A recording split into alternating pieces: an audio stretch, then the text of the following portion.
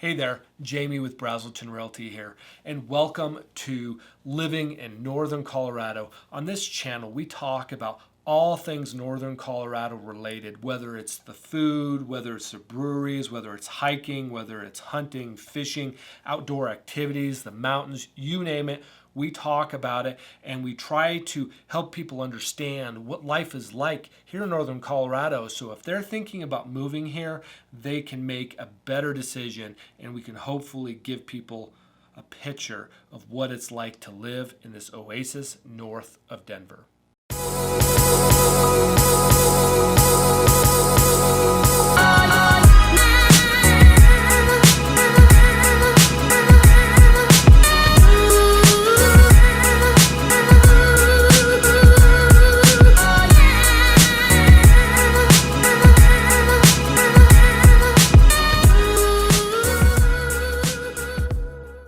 Now today we are going to talk about what is it like to telecommute here in Northern Colorado. A lot of people work in Denver or even in some of the larger cities in other states, and they live here in Northern Colorado. So we are going to ask the question, what is it like to telecommute, and can you do it in a way that makes your life more enjoyable?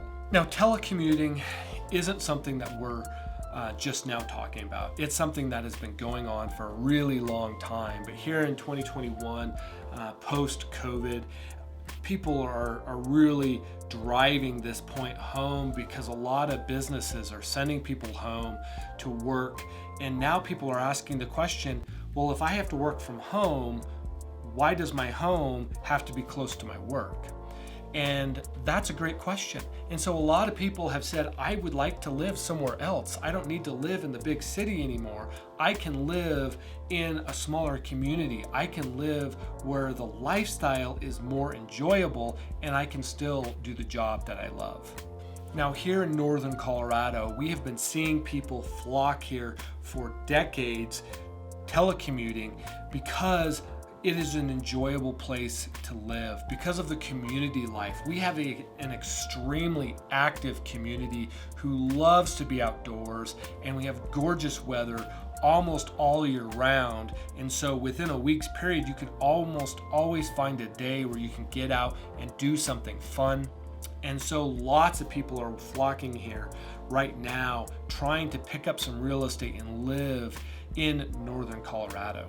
Now, I started to do a bunch of research on internet speeds here in Northern Colorado, but we have such a variety of internet service providers or ISPs that it's almost impossible to give you really concrete, accurate data because it ranges so much just depending on where you are living.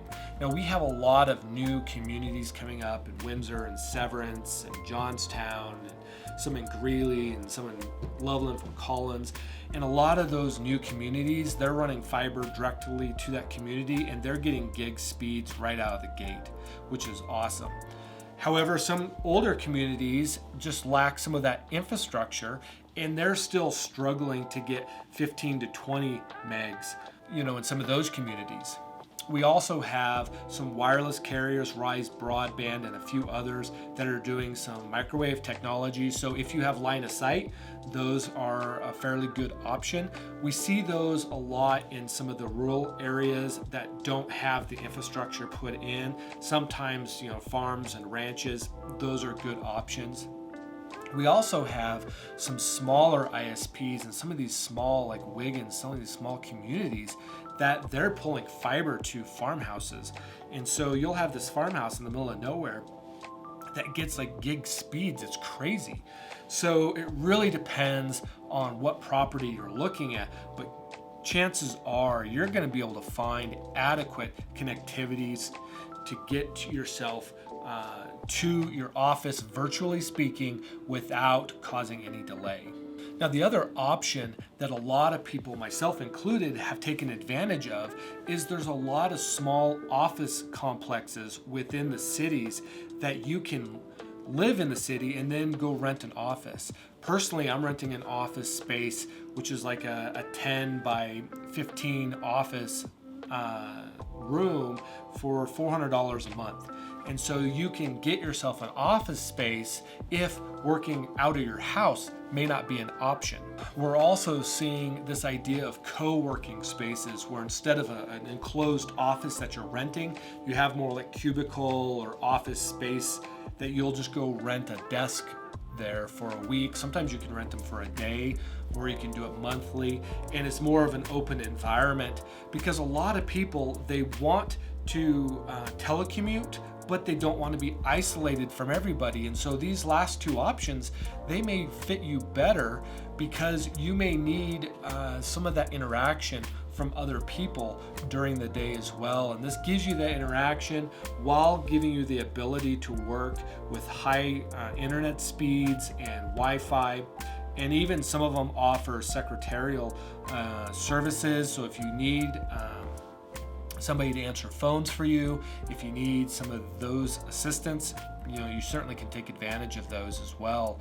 But it also gives you that community, that normal office. Now, the last thing you can do is you can work from coffee shops, you can go to breweries, you can go to restaurants, get yourself some lunch, get some coffee, meet with some friends or some clients, and do some work on the public Wi-Fi there.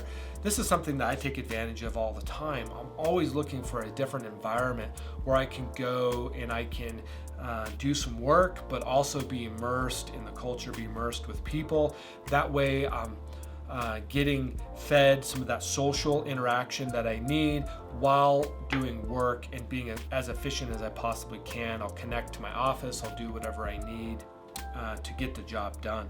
This is a perfect option for a lot of people, and so I usually do kind of a combination where I will work from home, I will also work from the office, and then I'll work from a remote location somewhere else. And I can do all of those things, and it just makes for a really enjoyable working environment for me personally, and I know a lot of other people can say the same thing. So this is an option for people that want to live somewhere different, but also work in a location that they just don't want to live in. So this is another option for a lot of people.